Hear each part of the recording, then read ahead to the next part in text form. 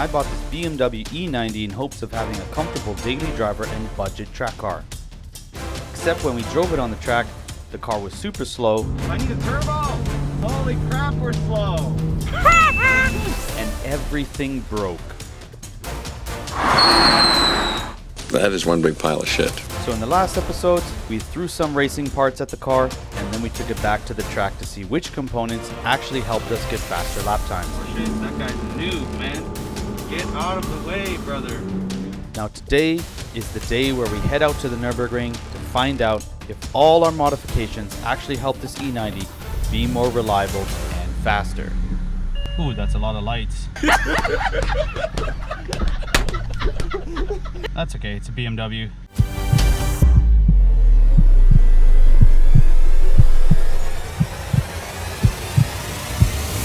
Well, even if I wanted to, track's closed right now, so let's go get something to eat right here.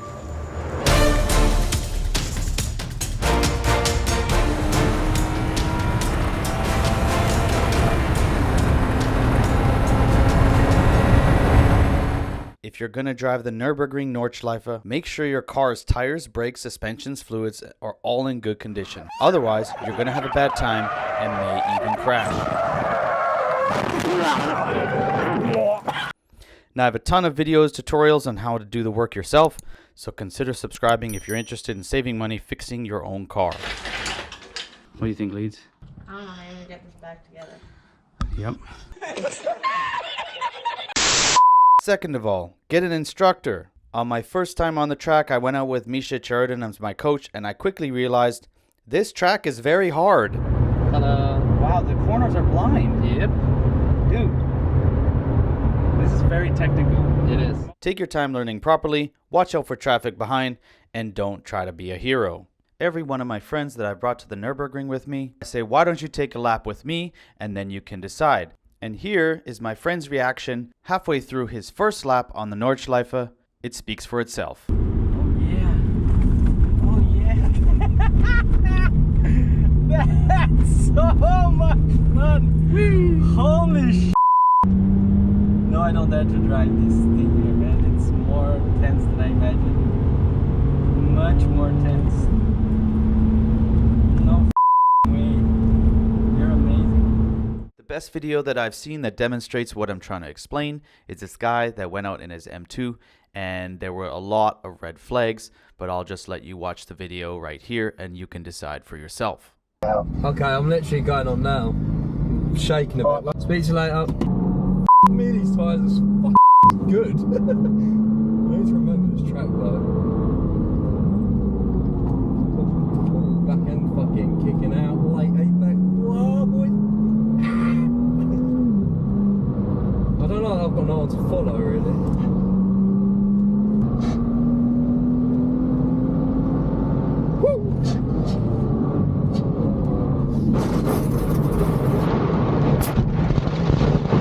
Well, I'm in debt.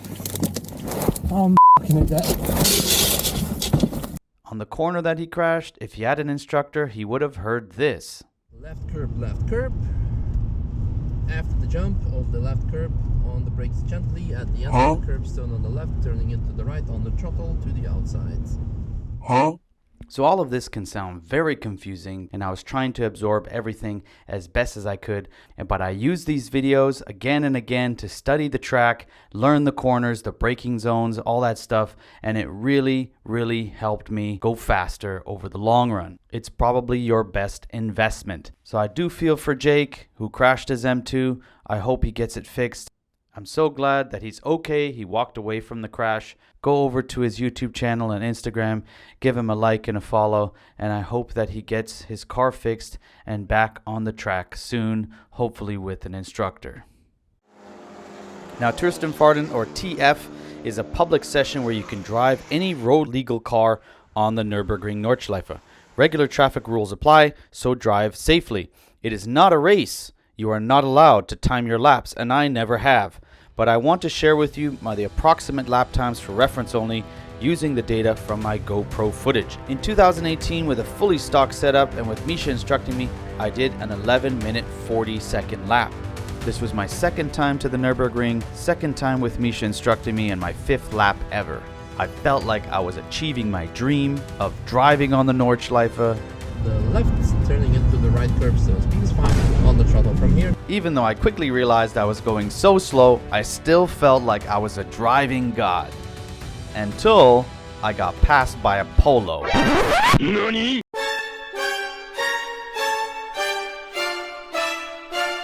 Then I knew I still had some work to do to learn the track and modify the car a bit to make it faster. There we go. Congratulations with your lap. Good job. Yeah. See, man, instruction, best investment ever. I then also immediately boiled the brake fluid, losing the brake pedal pressure as I exited the track. So again, I changed it for A to E Type 200, and I bleed the brakes every single year since that moment. I went back a few months later, started out with an 1111, and after a few laps, I was able to get it down to a 1050. Then in 2019, I went out with my friend and got an 1139, but that was due to yellow flags and traffics and lots of race car excuses. So by this time, I kind of knew where I was going for the first half of the track. I could replay the notes that I had been studying and start to really practice the lines, as you can see here. I'm gonna stick to the left side, transitioning to the right in a straight line.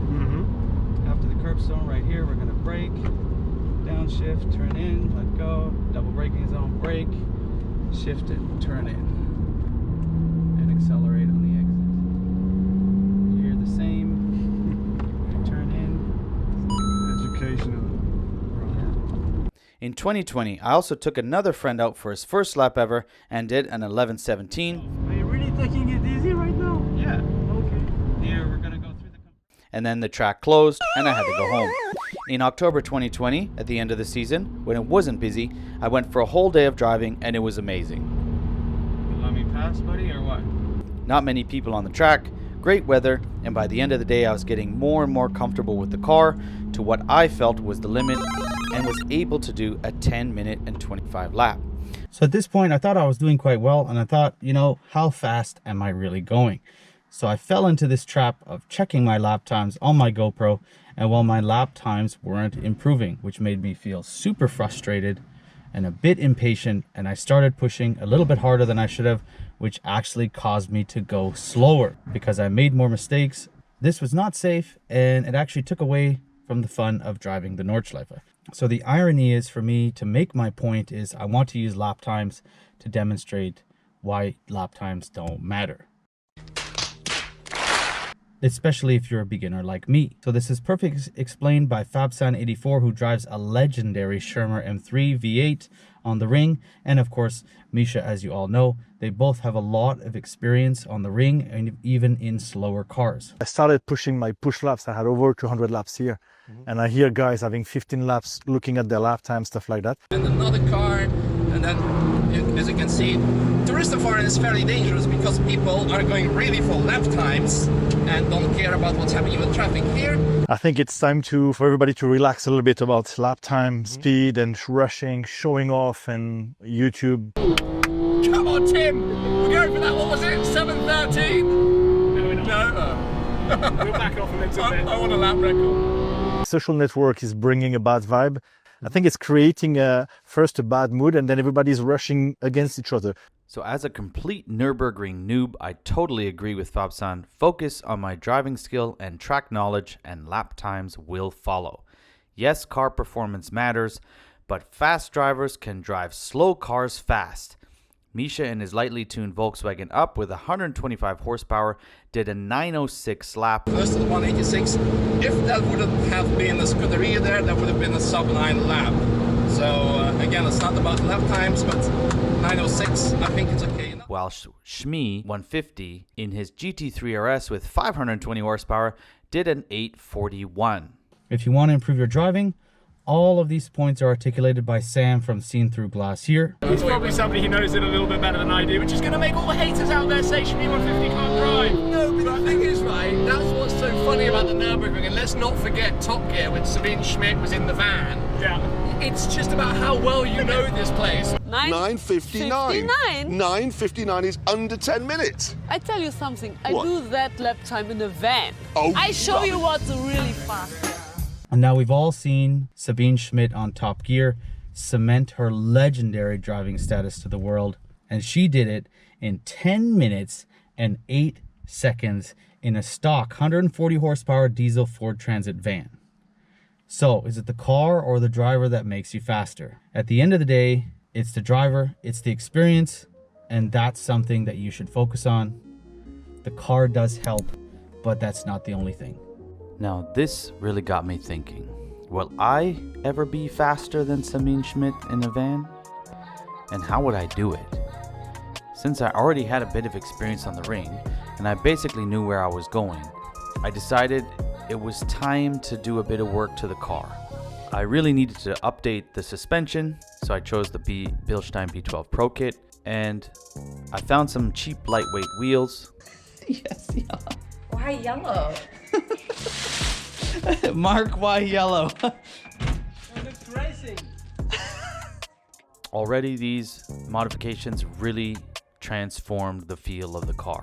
Now in 2021, with the new Bilstein B12 Pro Kit suspension installed, I did a very confident and comfortable lap without pushing the car too hard and got a 10-minute 35-second lap. So, how many times have you driven this now?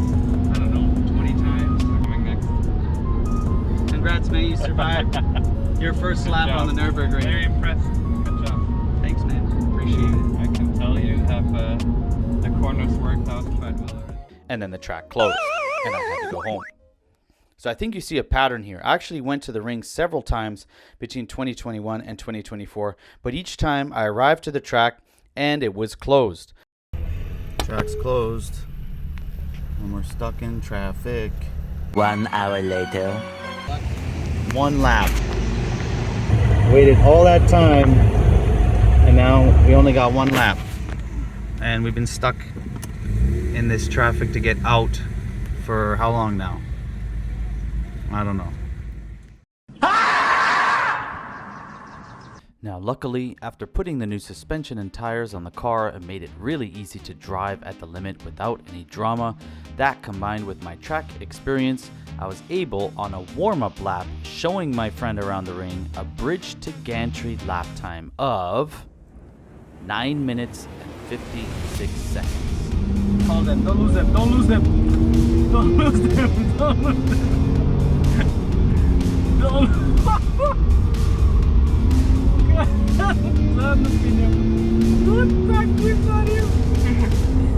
This guy. Don't lose them, don't lose them. Oh shit. Which means we are officially faster than Sabine Schmitz in a van. Pow! But the good part is, even though we only got one lap, I know with the new setup, I have a lot more speed left in the car if I can get some more practice. But there's some really good down, like you feel the Roller coaster, man. roller coaster. Very well, very nice, very nice. I waited around a while, but eventually I noticed that the GP track was open, which I'd only tried one time before, but it rained so hard I was basically almost losing the rear end at every corner. Oh, this BMW behind me is all over the place. Oh, and I'm kind of sliding too. There we go. Look at this BMW. It's kind of like skating on ice a little bit. Oh, nice R33 Skyline coming through. But it was fun to watch these GTRs fly by me like I was standing still. These cars are called Godzilla for a reason. It was amazing. Oh, and he's drifting. He's drifting. Oh, 2 GTRs. Wow, or an R32. This guy's a little bit loose. See what I mean?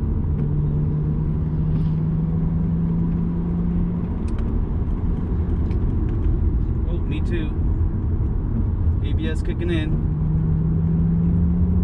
Oh.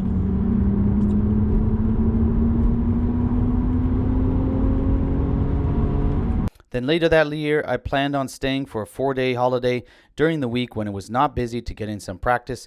I spent the whole weekend working on the car, new semi-metallic brake pads in the rear, new brake cooling, even working on the car late into the night. I installed a big brake kit on the front and then got up early morning and drove to the ring. I was totally exhausted. This was a bad idea. When I arrived at the Nurburgring track, it was closed again, but once again, just my luck, the GP track was open. So I went over there and there was only a few cars. I set off, getting the tires and brakes warmed up.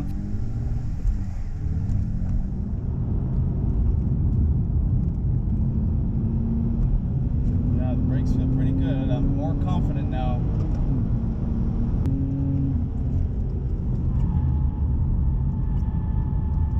Understeer, understeer, understeer, understeer.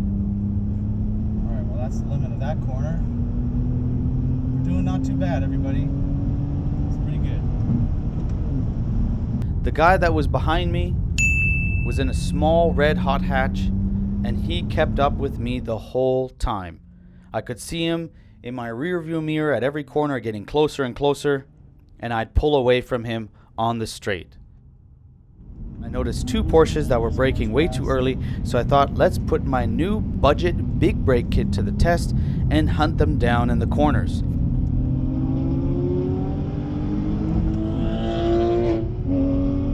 So as you can see here, I'm completely flat all the way up the hill, even hitting the curbs to try and cut the corners a bit as I got closer and closer to them. And the moment we hit a straight, of course, they take off. And at this part of the track, I kind of run out of gear and have to go to 4th for a bit, which is not very good. But I braked, dived into the corner, missed the apex a bit.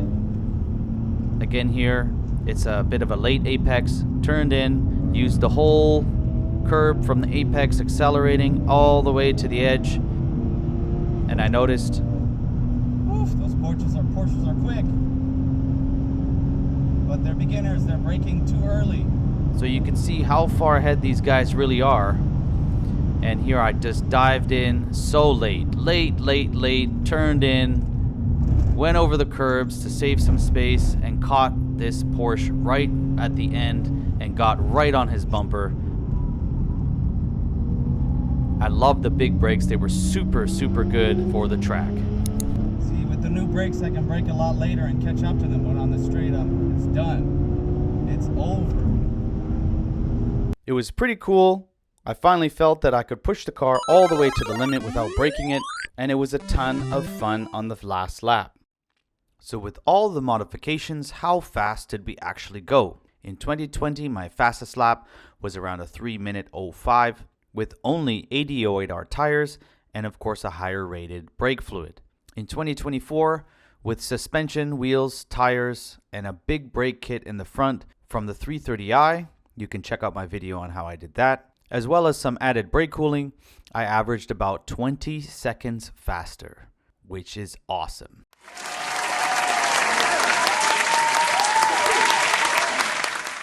Well done, car.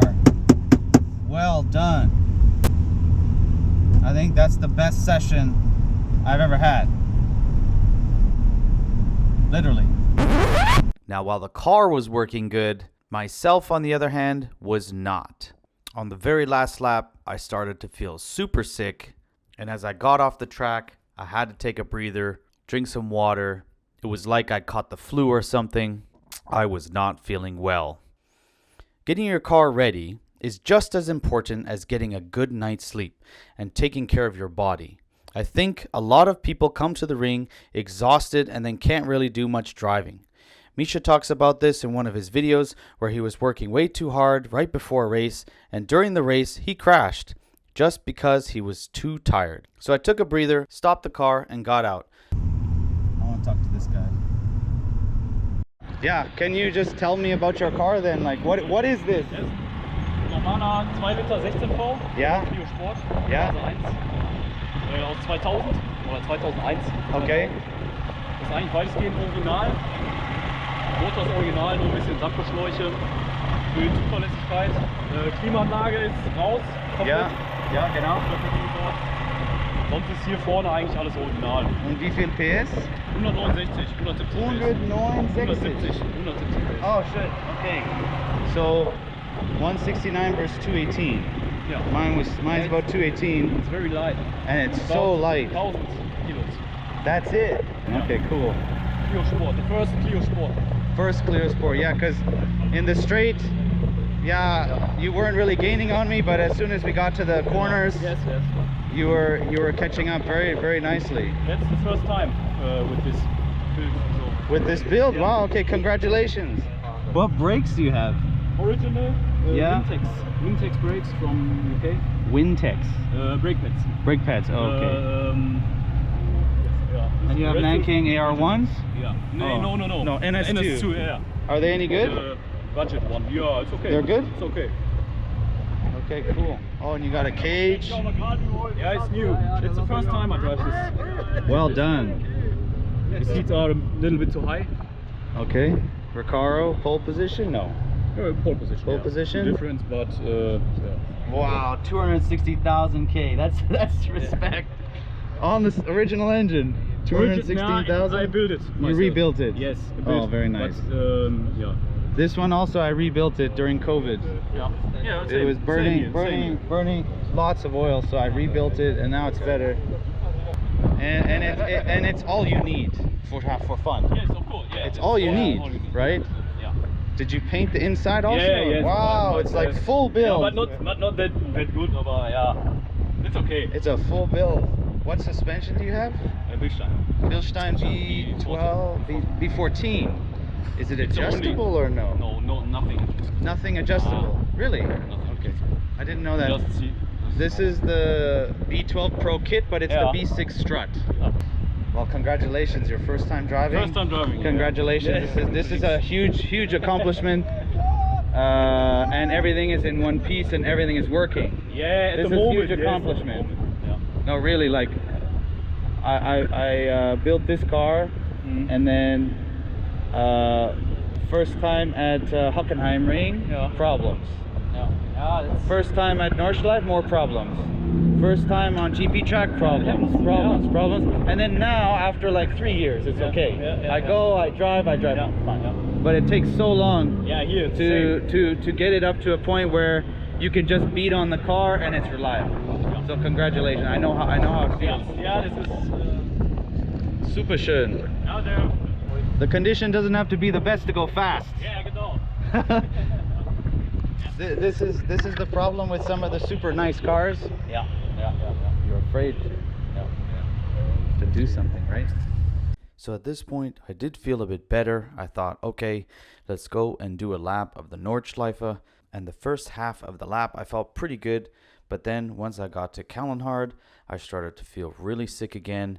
And I opened the windows, I slowed all the way down, and I cruised the rest of the way. So driving on the track is a physically intensive activity. You need your body to be at 100%. So I wasn't able to complete a lap on the Nordschleife.